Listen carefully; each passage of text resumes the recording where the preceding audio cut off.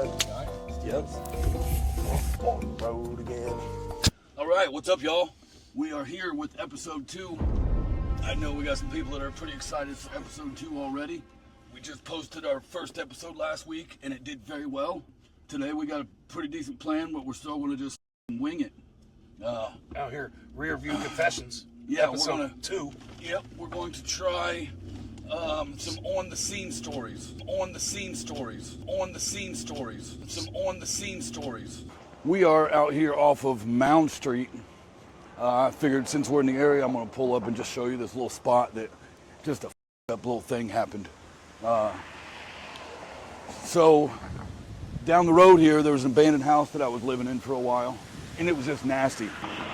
But every night I'd pry that thing open, climb up in there, and I'd sleep in there, and it was one of them abandoned houses that so many people over the years have been in there. The toilets were just piled with buckets with I mean, it was just, you name it, it was bad.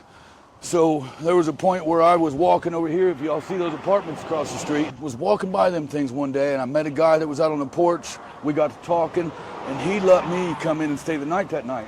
So whatever, we hang out, I get some dope, I get high, and then he had a little chair. I think he was crippled.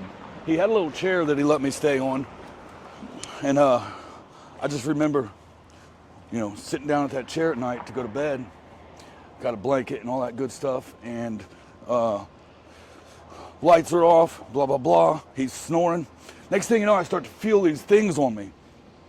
I turn the camera on, or the camera light on my phone and point it at my body, and there's like 600 bed bugs crawling all over me. All over me, dude. They're disgusting. Everywhere. Disgusting. And I instantly freak the f out.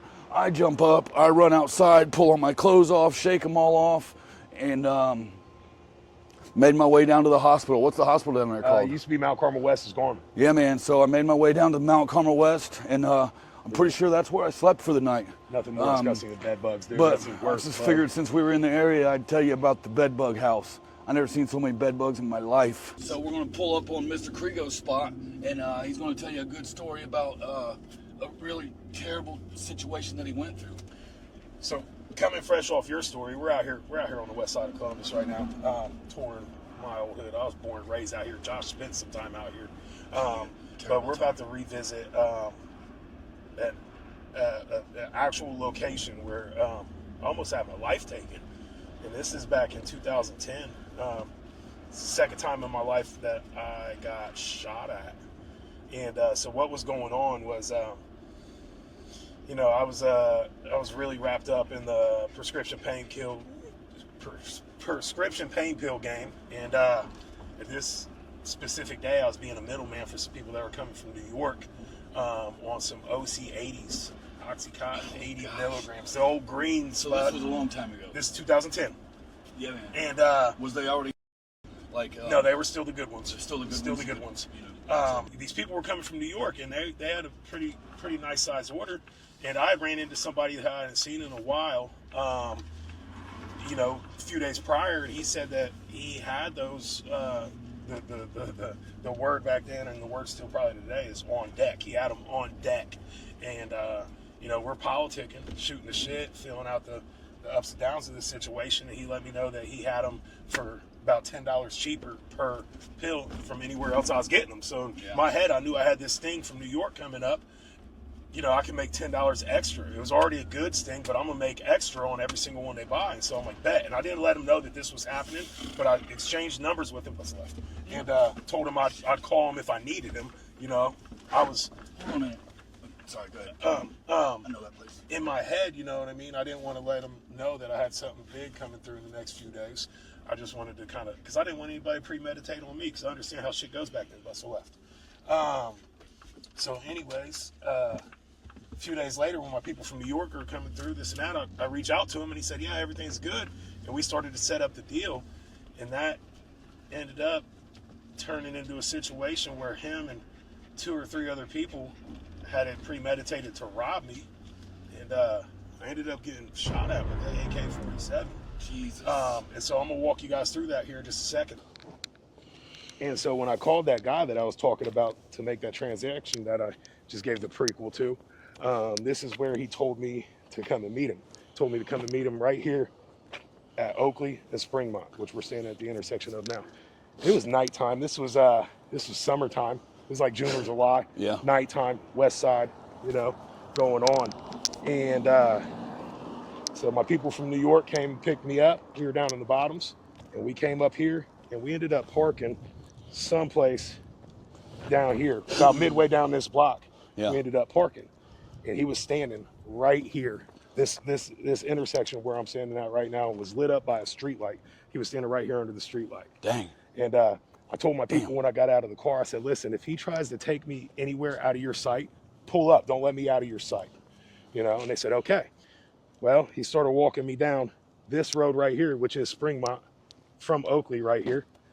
We got to walking. And this is somebody that I'd known for a little while. We weren't like good friends. We were associated, but we weren't friends. And this was just a business transaction. This is how life was going back then. We got right up here to this alley right here. And he started to hang a right into this alley. And I remember we stopped right here. And I said, I'm not gonna bring his name up, but I said, hey man, you ain't walking me into a setup, are you? Because it's nighttime, we're on the west side, we're getting ready to facilitate a drug deal. And he's walking me into this alley back here. And he said, no man, come on, Krigo, you know me. He's like, I know your kids and shit. That's exactly how he said it. And I already had that gut feeling, but I went against it, and we started walking. We started walking down this alley. And if you look down this alley right now, there's a white SUV over there parked on the side of the alley. We got down to about there, and I asked him, I said, hey man, where the f we going? He said, all right, yeah, you're right. I'm about to call him. And I shit you not, this man reached in his pocket and pulled out a cordless house phone and hit the talk button. And when he hit the talk button, it went beep. 3 people jumped out of the bushes down here in this alley, which we're talking 14 years ago. Not a lot of bushes down there anymore. Looks like they've done some cleaning up. But 3 people jumped out of the bushes. One dude had a full mask on, and he had an AK in his possession. And when he jumped out of them bushes with them other 2, I jumped back probably a step or 2 from the guy I walked in the alley with. And that dude with that rifle racked it. And the exact words that came out of his mouth were, don't f***ing move, white boy. And I wasn't down with that. I immediately turned around and beat feet and took off running from about where that white SUV is. And I've got some good gun knowledge. I started shooting with my dad when I was younger. I took off running down this alley. Right here. And the whole time I was zigzagging because I knew if I ran straight, they were gonna shoot my big ass. And it was terrifying. Sounds like it. There was definitely something looking out for me right there in that situation because, I mean, you see me, I'm not a small guy, and to make it out of that alley while somebody's shooting at you with an assault rifle. He's not fast. It's a blessing. No, I'm not. He's not dodging and ducking. Nope. The zigzag, that's all I had. They were terrible shooters. They had to be terrible shooters. Absolutely. Because he was not ducking and dodging these bullets. No. And you know what the wild thing is? The amount of money that I had on me was about $3,500. $3,500. And these people, 4 of them, had collectively came to the conclusion they were ready to kill me over for $3,500. But that's just little did they know they didn't even need the gun. They could have just fucking pushed him down and oh, you're tripping. You're tripping. They didn't need the gun. He's not running fast. I love him, but he's not getting away. Here we are. Yeah, here we are. Huh? Bro, you repeat. They call me Jimmy 2 times. I say everything 2 Bro, times. when I was editing the last video, I was like, why did he say that twice? Well, it's like, some people, also when I text, I use a lot of exclamation points at the end of shit. I use a lot of dots. I feel like this is the real life illustration of a lot of exclamation points. I'm gonna give you a little story about a situation that occurred where I almost got busted hard. I just doubled my thing. You turn into what you judge. So there was this back in Ohio. I was staying with a buddy. He had a decent house out by Lowe, and I had a bunch of dope on me. I was selling pretty good. and this girl came over to visit. She came over for some stuff, and you know, it is what it is. But she used to come over and give me a little something for some free. It is what it is. And at this moment in time, her boyfriend is waiting at Lowe's across the street. She's in the house. We're doing some things. So hold on. Her boyfriend brought her to you. Yep. To see you, so you guys could do Yep. adult-like exchanges. Yep. And he just waited. Yep. Her boyfriend brought her over, dropped her off at the house. Then he went over to Lowe's while she came in, and basically, you know, afterwards we take off. I'm gonna head over to Lowe's. I got some stuff to get. We walk out of the house, and I lock the door, and then soon after I realize I just locked the keys in the house. I let her in the window. She goes in, grabs the keys, comes back out. We lock the door. We head to Lowe's. Mind you, the whole time I've got a bag of dope about this big and a brown paper bag in the house sitting on the coffee table. Right. So whatever, she goes and gets in her car. I go into Lowe's, I do my thing, and then all of a sudden I get a phone call from my roommate's dad, who is the landlord. He calls and says, "Hey man, the cops are at the house. Is something going on?" I'm like, no. He said the cops are there because the neighbors called and said somebody's breaking in. And I'm like, no. It was me. I locked the keys out. I let the girl in the kitchen, whatever, blah, blah, blah. No big deal. Don't worry about it. I head back to the house. I go to open the front door, and boom, the cops open the front door from inside the house. So you're going to go inside your own house. The cops you get are greeted by the already cops in there. Oh. Apparently the back door was unlocked, and they went in there when they got the call. No. When they opened the door, they said, "Hey, is this yours?" Boom, they got the dope in their hand. God, fuck. Yeah, man, so they're in my house with my bag of heroin in their hand. And, you know, I'm like, I admit it, it's mine. I don't want my roommate to get in trouble, blah, blah, blah. I take the rap. I sign a paper saying it's mine and everything. And then, whatever. They end up leaving. I'm freaking paranoid for weeks. Yeah. Weeks go by. Oh, I bet that was heavy. Months go by. I never hear nothing. Here we are 15 years later, and I never heard nothing. And then once I end up researching it, the fact that I believe this is what happened. Hang it right here. The fact that they went in the house, looked around, and then they took a brown paper bag and opened it up and got in it, which I'm assuming would make it unlawful search and seizure. I think so. I think that's the legality of that situation. That pretty much made it illegal for them to do what they did, but I wasn't going to ask for the fucking... Can I get my stuff back? I wasn't going to ask for the dope back. Nope. So, you know what I mean? Here we are 15 years later, and it's crazy how we can close. We can skate through. Go straight. We can skate through fucking potentially really bad situations. Holy cow, it was rough. Come out scary on top, dude. It's wild. It's wild. I mean, dude, don't make fun of my 2 times. I'm glad. I'm glad that didn't happen for you. Because hey, bro. Me and you both know throughout the criminality and the legality of this situation, the possession of a controlled substance is already up there, and then for it to be all individually packaged up and into that quantity, bro, you're going to see some prison time. Yeah, Plus, right. And it was about $500 or $600 for the shit, which sucks because I had just got back like the night before with all that brand new re-up, and it was all my money, all everything. So yeah, when they took that shit, that was it. I was done. Welcome. No more money. Welcome to Dope Sick. Well, no, I called the Mexicans, and you know, I basically told them what happened. That the cops came in and took all my shit, and for some reason they let me come get more. Hell yeah! I drove back down there that day and got another $500 front. Here we got you, bud. So it Keep is you what it active. is. We made it. Bro, we're out here on Sullivan Avenue. Yeah, man. We're down here in the bottoms. Pause. No, this is the hilltop. As soon as I said the bottoms. Oh, right. So now we're out here cruising up Sullivan Avenue.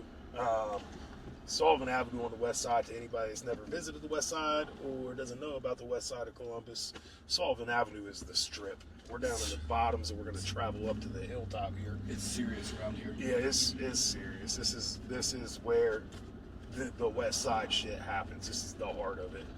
And a lot of memories just all through here. I ain't drove down through this part of the west side in quite a while. A lot of memories down through here, Sullivan Avenue. But one, it's not even one, but a series of events that we used to actively engage ourselves in that old Josh over here brought up was the abstract ways we would make money on a daily basis back when me and him were, in active addiction. So I was kind of already doing this, and me and Josh linked back up. There was an absence in our friendship, or just split of ways. And I was already doing this. I would go around pretty much every day, and I would steal things from gas stations. A really hot commodity back then was Red Bull.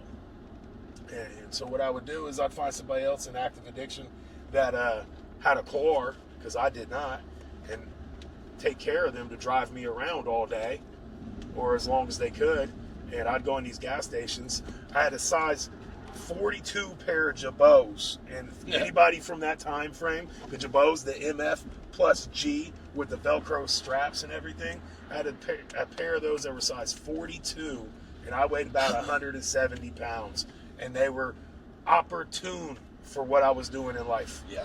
And, basically like Jinko jeans, if you all remember what Jinko jeans were. Yep. But these had Velcro straps around the ankles that were made like that, and you could tighten them up around your ankles so they wouldn't drag on the ground. Yep. And I would use that to my advantage with my little criminal mind. And so once me and Josh linked, he got a vehicle and he came back to Columbus and whatnot, and I was like, look, man, I've been doing this and it's been working. All I need you to do is drive.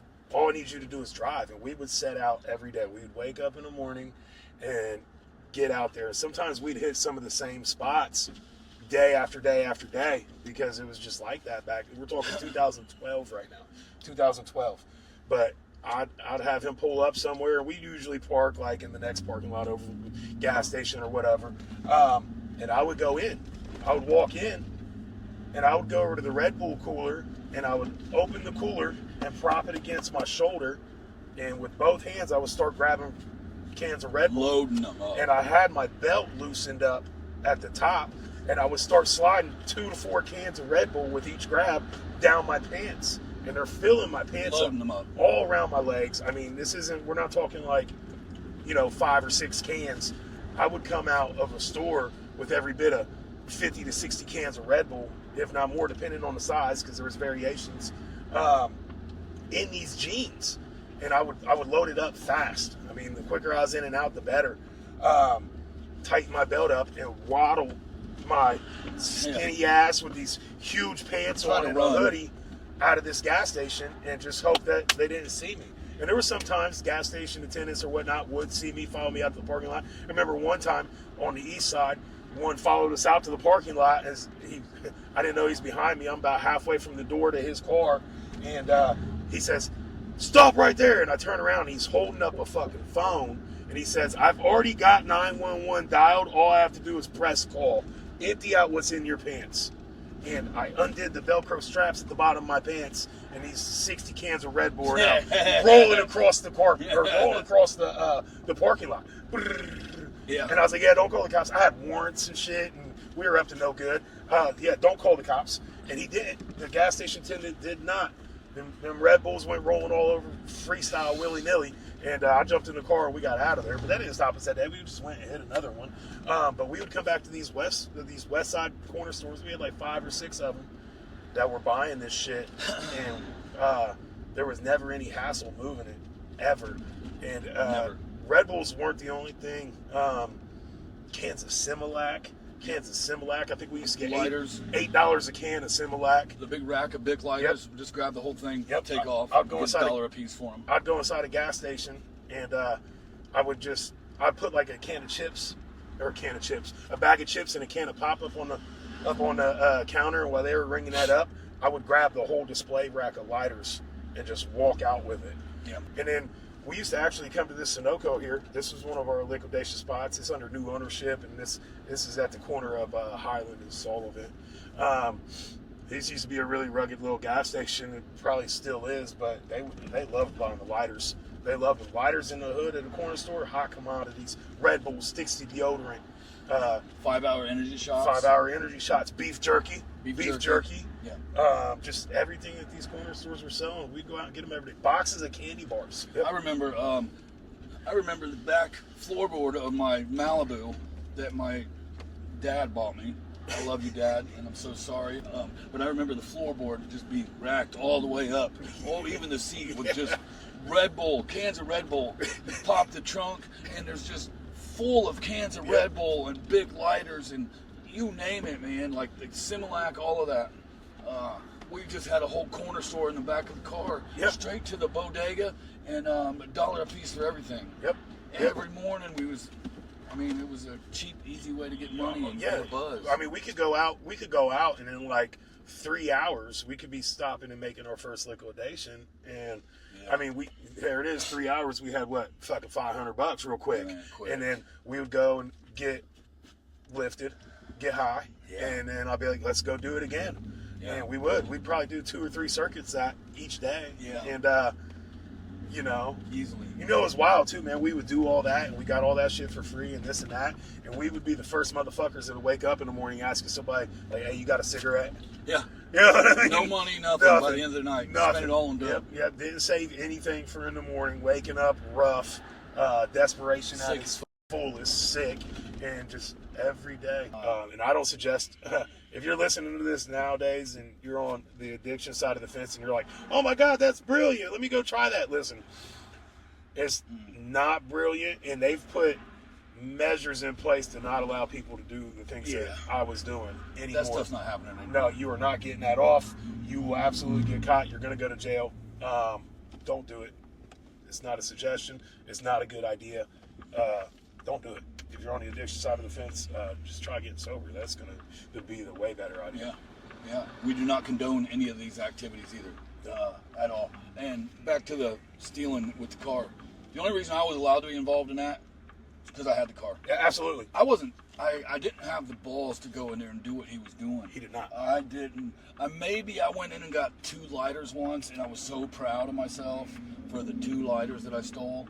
I remember the one time he was in there doing his thing, and for some reason he snuck back into the cooler. I was in the walk-in cooler. Yeah, he snuck back in it, and he had a duffel bag in my pants when I went in. And I went in there, and I think I was going to steal something. He was. I opened the door, and all of a sudden I hear somebody's voice inside there say something, scared the dog shit out of me. The one time I was about to start stealing, he happens to be in that same cooler and scares the dog shit out of me, and that was it. I was never doing it again. So to paint the picture from my side of that situation, so we went to this gas station, and I had premeditated out. I had a duffel bag stuffed inside that set of pants that I was previously talking about, and I was like, yo, I'm gonna go in the cooler and load this duffel bag up.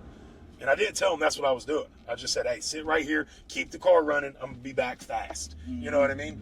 And he said, okay. And I go on in, and I did. I walked inside their drink cooler from where you stock it at, and I'm in there. And I'm duffel bag out of my pants, let's go. I'm loading it up, and I hear one of the doors open to the cooler. So naturally, I'm kind of cautious because I'm in there reverse stocking it, and I look through the little gaps, and I see it's him.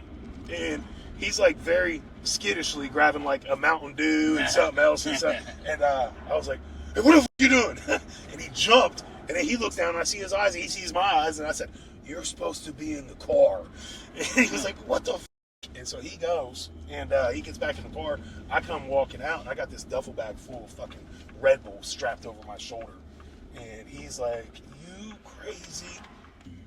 Where was the house that I was at when you and Lamar and them came knocking on the door with the bats ready to f*** me up? We are right over here in That's what I'm saying. area. We're almost there. It's I off of this street right here, and I think it's more down that way.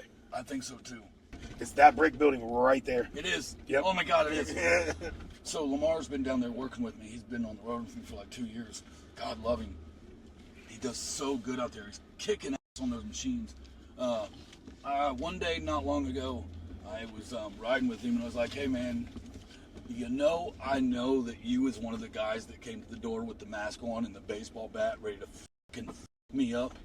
And he kind of just looked at me like, I'm like, it's cool, man. Like, I get it. Yeah. I was a dirtbag. Yeah. Like, I get it, my brother. I fucking get it. Yeah. But he just gave me this look, man. It was awesome. Yeah, well, I mean, and I can imagine the look on Lamar's face too, bro. That building right there. So we had some good friends that lived outside of town here, and we all stayed there. He was staying there for a little while, and I know I was there at one point, and they had a bunch of money in the top dresser, and they had some PlayStations, Xbox, whatever it was. Full disclosure, it was the rent money for the new place that we were going to be moving into with them, where they were not charging us to live. Yep. So I'll make it quick. I knew about it. I went and got one of my other buddies over here at this other place. We went out there when nobody was home, went inside, stole all the money, stole the PlayStations or whatever, took off, whatever, yada, yada, got high. Later that night, I end up at this brick building. This one. Y'all can see that. That one. I end up at this brick building, and I'm on the floor, and we're just chilling. I'm high. I caught a buzz from it. And all of a sudden, we get a knock at the door, and there's like, I'm not thinking nothing of it. The people at the house go open the door, and there's like 4 or 5 dudes at the door with masks on, sticks, and baseball bats, ready to destroy me. I was one of them. Ready to destroy me because it was their that I stole. Yep. So I'm freaking out a little bit, and next thing you know, I get up, and they're like trying to, I'm pretty sure y'all told me to go outside. Yeah, it was get up, get your shoes on, we're going outside. Yep, and they were going to destroy me. We're on the second floor. I'm like, okay, let me get my shoes. We're up on that floor, and I go over towards the closet to get my shoes, and there's the front door. I booked it out that front door, jumped down the 2 flights of steps. That's right. 3 steps. Yep. Ran out, and I remember running down this way, and there's I don't know if y'all even made it out or if you even chased me. I didn't chase. I'm not a runner. I'm not a runner. But I got halfway down the block, and there's a wooden fence to somebody's yard. Yeah. And I'm running, and I'm like, in my mind, I'm gonna jump that fence. I take off running and jump and just splatter against it, like you see in the movies. Wildy coyote. Yeah, man, that didn't work. So I kept on running, and there's some bushes down there at the end. You can probably see those bushes. I can see them. I climbed up in them bushes and hid for a while. Yeah. And I'm watching down here, and I don't think anybody ever even chased me, but me being all up like I was, I ran and hid around this neighborhood for hours and hours thinking y'all was after me. I bet. And that was just one of them things that happened in this house, and I'll never forget it because it was you, one of my great friends, and it was Lamar, one of my really great friends that I stole a bunch of money from. And it sucks because y'all didn't deserve that. No. But that's what these drugs do. Well, you didn't. So, full disclosure, he didn't steal anything from me. I didn't have anything to steal. I told everybody you're the one that stole it. Here's how it went. We woke up this day, and usually we're about to go out and do our stealing regimen like we do. He's like, hey, I got to take so-and-so to go re-up. Now, this so-and-so, I had already ripped off. I hit him a few months before, and he knew that. So I'm like, oh, well, I can't go with you there. But he's like, I'll drop you off over here at another person's house. I'll go take him to do that. I'll get us some stuff to do, and I'll come back and get you. Then we'll go do what we do. Yeah. He had this premeditated out. Yeah. And I'm like, all right, cool. Sounds good. He drops me off and never comes back. Really? I remember that part. Never comes back. Ever. So remember that. I've conned somebody else into driving me around to go steal that day so I could get well. And it's like 8, 9 o'clock at night. I get back to where we were staying at, the people who he ended up stealing the money from. And they were letting us live there for free. We were sleeping on the living room floor. They knew we were in bad shape, but we hadn't done them wrong. And they were letting us live there for free. It was a pretty good little setup. And I get back and I knock on the door, and there's like 6 of them living there plus us, so 8 of us. They all 6 crowd around the door to meet me, and they're ready to f me up. Yeah. And I'm like, whoa, what happened? Yeah. And they're like, you know what happened? Where's Josh? And I'm like, that mother dropped me off about 8 o'clock this morning. I ain't seen him. Yeah. He was supposed to come back and get me. I ain't seen him. Yeah. And that's where it all clicked in that this happened. He took their monies and their electronics, and he's out on the mission. And that's where it dawned on me too. And I'd like to say that I was like, fuck. But I was really just kind of like, at the point in time, I was like, I can't believe that motherfucker didn't include me. Like, I include him in everything I do. Everything I do. And he just hit this huge, It lick. was not huge, but it was huge then because we were broke. Yeah. $400 and an Xbox. Just jeopardized our place to live. Yeah. And fuck, dude, what am I going to do now? And then we found out through networking and whatnot that, he was held up in this brick building right there. Yep. And we came. And I'm- the people he was in there with, we knew too. They just let him in. They just let him straight. They didn't know what happened. They didn't know I stole. Nope. They were just like, yeah, he's here. Come on in. And, you know what else ties to it? My car. I had my car hit was 2 a few blocks away. streets over. Yes, and my keys, I think, were still in the house when I ran. Yeah, I came back to find the keys. I don't know what y'all did with them, but I feel like one of y'all had my keys because I never found those keys again. I never drove that car again after that day. I think it was I think Black had the keys. Yeah, I think so Black took the keys. I never drove that car again after that day. Stayed there Never. forever. It stayed there for 2 months until my dad finally got a record to come down and get it and take it home, and then he sold it to my little brother. Rightfully Never so. drove that car again after that day. And that was the end of the Malibu escapade. That was the end of the Malibu. Dad, I'm Yep. sorry, man. I'm sorry, Dad. And that's going to conclude episode 2 of Rear View Confessions. Out here on the west side. Once again, everybody peep out the hoodies. These are available for purchase. We'll get you done up right. If you're not local, we can ship it priority with a tracking number. Get it to you in like 3 or 4 days. If you are local, we can bring them straight to you. It'd be really awesome if you guys wanted to support, buy some hoodies. We're going to keep growing this. Everybody that gave us positive feedback on episode 1, appreciate it. And motherfuck, just kicked me right in the ear. Shit. Sass, this is your first and last episode. And you know what? If even if you have feedback to give and it's not positive, you absolutely hated something we just talked about, a concept we just did, whatever, want to hear it too. We are open to all criticism. If you still feel some type of way because of some of the things that I did in the past, and you still want to I've been smoking my destroy cigarettes. me, is what it is. It's not the life I live no more, but I'm always down for a good adventure. Holler at me. Sorry. With all that being said, much love. Like, comment, share. Follow us on TikTok. Follow us on YouTube. Links will be posted and everything to both. And we hope to see y'all soon. We love y'all, man. Thank y'all very much. Check out the hoodies. Hit us up. Peace.